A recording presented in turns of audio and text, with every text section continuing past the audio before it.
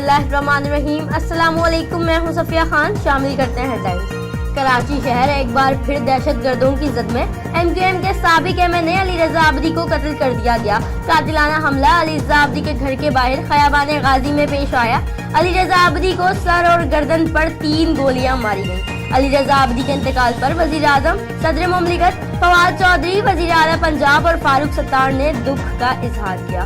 फारूक सत्तार बोले, साजिश के तहत शहर को बदअमनी की जानिब धकेला जा रहा है। ओमनी ग्रुप पर नवाज़िशात वज़ीर आला सिंध को महंगी पड़ गई। ज़ाबिते के खिलाफ 24 अरब के कर्जे और 8 अरब से जायद सब्सिडी देने का इल्जाम। JID ने मुराद अली शाह के खिलाफ 2 रेफरेंसेस दायर करने की सिफारिश कर दी। सब्सिडी काश्तकारों को दी तो क्या गलत किया? इल्जामात का अदालत में सामना करेंगे, मुराद अली शाह का जवाब। महलात से हवालात तक का सफर। नवाज शरीफ अडियाला जेल से कोर्ट लखपत मुंतकिल। साबिक वजीर आजम को सख्त सिक्योरिटी में रावलपिंडी से लाहौर मुंतकिल किया गया। जेल के दरवाजे पर लीगी कारकुन बिफर गए। नवाज शरीफ को जेल में बेटर क्लास मिल गई। मैट्रेस, अखबार और TV की सहूलियात मौजूद। फैसलों के खिलाफ अपीलों की तैयारियां शुरू हो गई।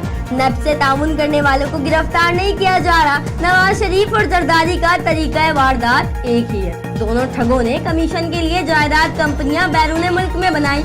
और फवाद चौधरी का जवाबी वार, कहा एहतसाब के मैंडेट पर हुकूमत में आए, आप सिर्फ इतना बता दें पैसा कहां से आया। शेख रशीद बोले, जिसने भी मुल्क लूटा उसका बुरा अंजाम होगा।